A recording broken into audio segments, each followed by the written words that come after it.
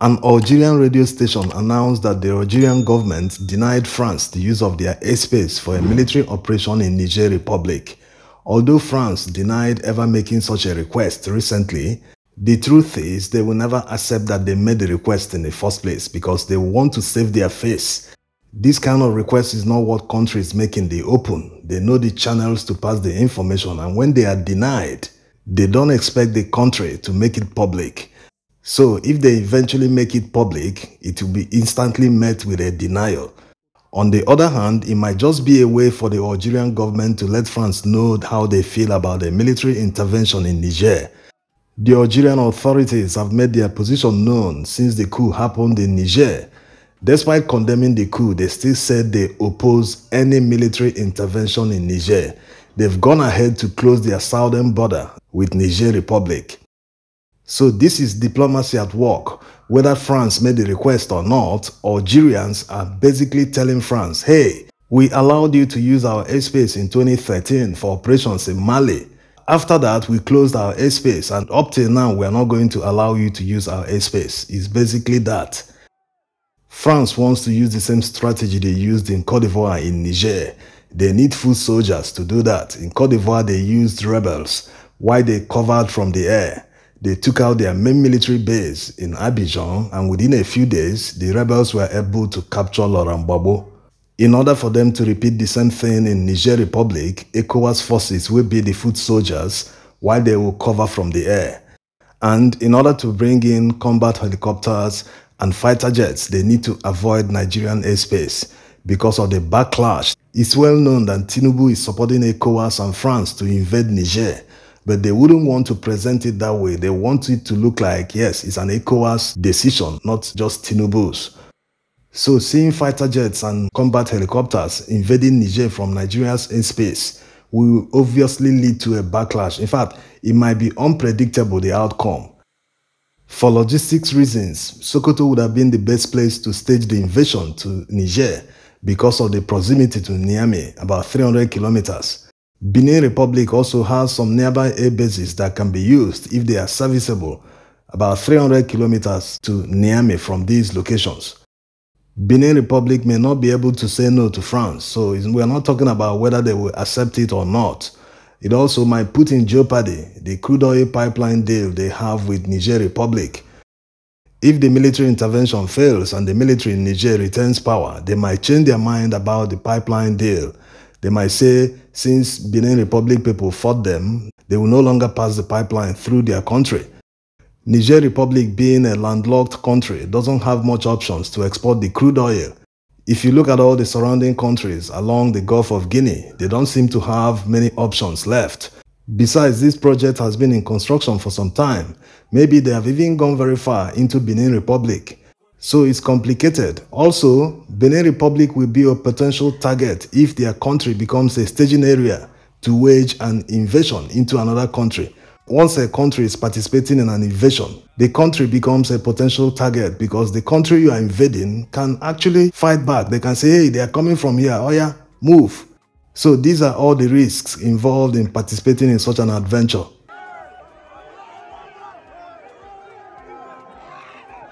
Now that Algerian airspace is blocked to France, what other alternatives do they have to invade Niger from the air? Let's assume that the fighter jets will be taken off from France. That means they will fly over the Mediterranean. Morocco won't be a problem because they have given them access to their airspace.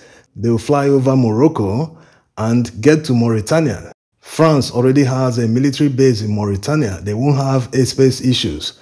In fact, in the near future, we might see a NATO base in Mauritania. In Mali, they will face an obstacle because Mali will never allow them the use of their airspace to invade their neighbor Niger, when they have pledged to commit troops on the ground to defend Niger.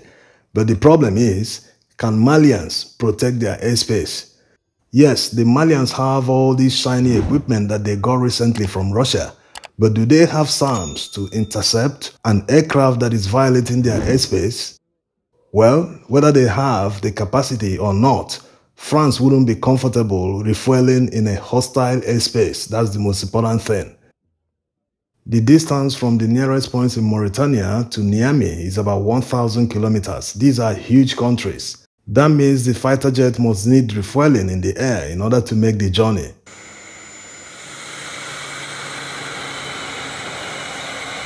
It's a difficult situation for France, even if they have to bring in their aircraft carrier in the Gulf of Guinea.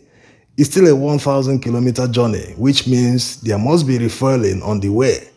Why not back down now, France? All these difficulties prove that it's not going to be easy.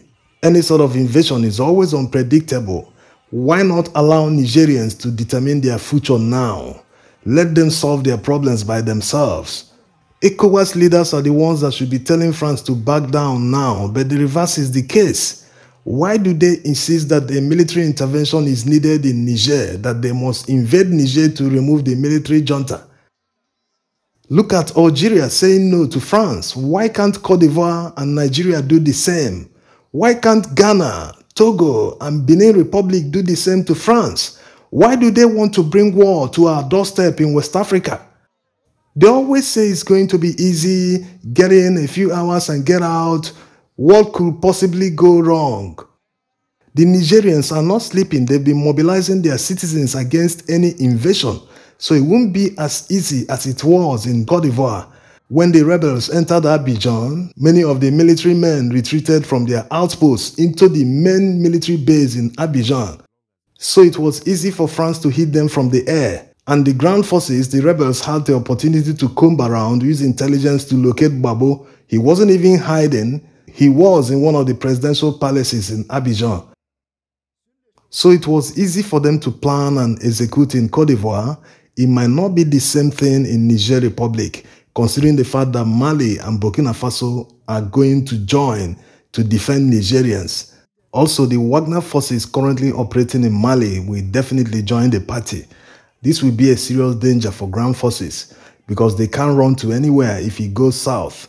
They can only retreat back to Benin Republic or Nigeria. This is because other countries bordering Niger are locked out. Chad to the east will definitely close their borders. They've said they will not participate or support any military intervention. Is it Libya you're going to run to if you're trying to escape the conflict? Or is it Algeria that have closed their borders? Mali and Burkina Faso are no-go areas because they will join the party. So imagine being in Nigeria and they are hauling all these to Nigeria. Imagine the impact on Nigerians living in the north. It's very easy for France to say, hey, go, I'll give you air support. Anyone in the air faces less risk, especially when the country you are invading doesn't have SAMs that can intercept high-flying objects. So they face less risk. It is the ground forces that will be taking all the hate. Yes, the ECOWAS leaders don't understand all this. It's a pity that soldiers will be forced to go and face this for no just cause of theirs. The worst part of this is that many countries in West Africa are facing serious security challenges. These countries are not able to deal with them. They can't contain the security issues, but they want to go and restore democracy in another country. You can't help yourself, but you want to help another person. How is that possible? The ECOWAS leaders are just there to satisfy the wishes of France. They don't care that this invasion is very unpopular in ECOWAS region.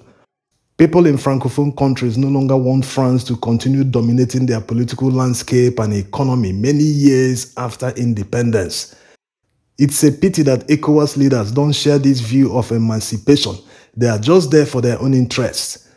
Algerian people experience one of the worst independence struggles against France. That's why they don't give them the opportunity like the Francophone countries. Because they know that when you give them an inch, they will take a kilometer. That's why many people in Francophone countries don't want them in their country anymore. Nigerians have been protesting at their military base, telling them to close them down and leave their country. Who are ECOWAS leaders to stop in their way, to stop their emancipation from France? May the voice of reason eventually prevail so that this invasion will not happen. Let the ECOWAS leaders continue to negotiate with the Nigerian military so that they can quickly set up a transition program back to democracy. Thanks for watching.